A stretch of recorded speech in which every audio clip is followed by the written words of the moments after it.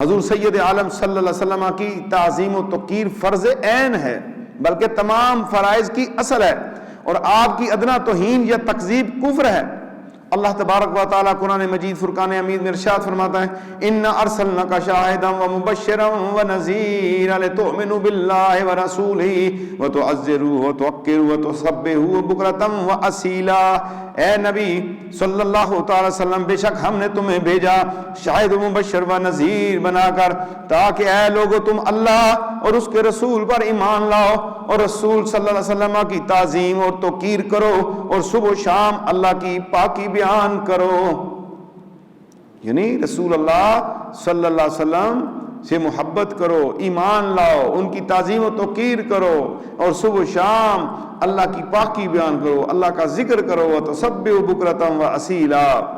تو اس آیت کریمہ میں 3 باتوں کا حکم دیا گیا ہے۔ اول اللہ اور اس کے رسول پر ایمان لانا، یہ شرط ہے۔ دوئم حضور صلی اللہ تعالی وسلم کی تعظیم و توقیر کرنا۔ نمبر 3 تسبیح یعنی اللہ کی عبادت کرنا۔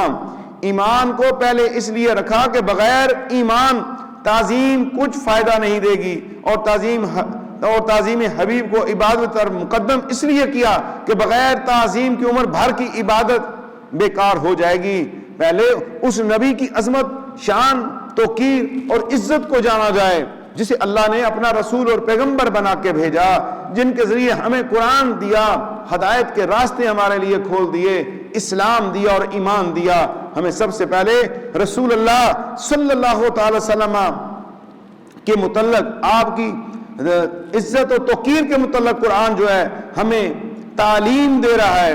اللہ تبارک و تعالی قرآن مجید فرقان میں سورہ اعراف آیت نمبر 57 فرماتا ہے پس جو رسول اللہ صلی اللہ علیہ وسلم پر ایمان لائے اور ان کی تعظیم کریں اور ان کی مدد کریں اور اس نور کی اتباع کریں جو اس کے ساتھ اترا، وہی فلاح پانے والے ہیں۔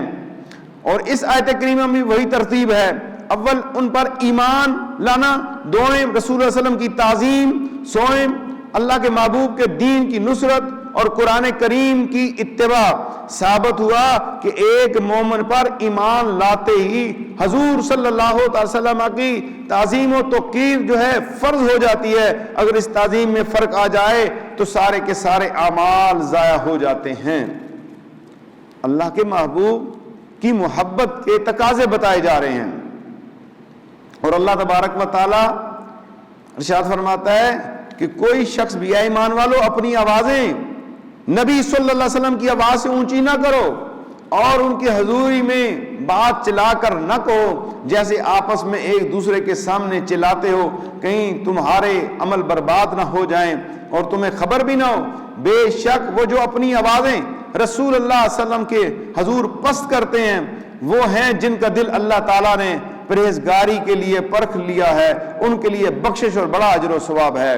یہ آپ کی زندگی میں صحابہ کرام رضوان اللہ تعالی اجمعین کو حکم ہوا کہ آپ جب در اقدس پہ حاضر ہوں تو اونچی آواز سے نہیں بولنا، نہ وہاں پر اونچی آواز کرنی ہے۔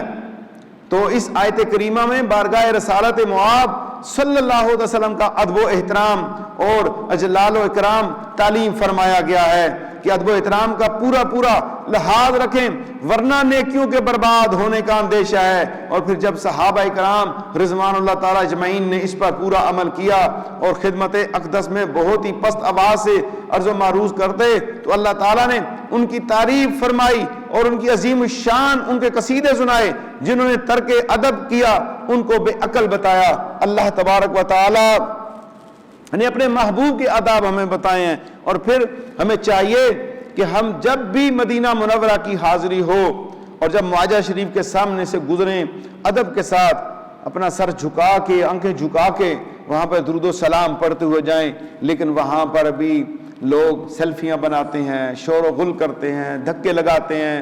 خواتین پردے والے مقام پہ بہت شور و غل کرتی ہیں، اور جب ان کے لیے راستہ کھولا جاتا ہے کہ وہ ریاض الجنہ میں آئیں وہاں پر بھی شور ہوتا ہے، آپس میں لڑ پڑتی ہیں۔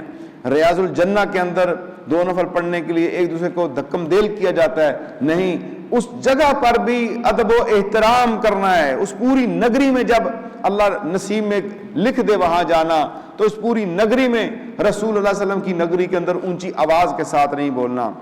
وہاں پر صحابہ اشارے کے ساتھ بات کیا کرتے تھے حضور رسول اللہ صلی اللہ علیہ وسلم کی مسجد کے اندر۔ یہ اتنا ادب و احترام ہے۔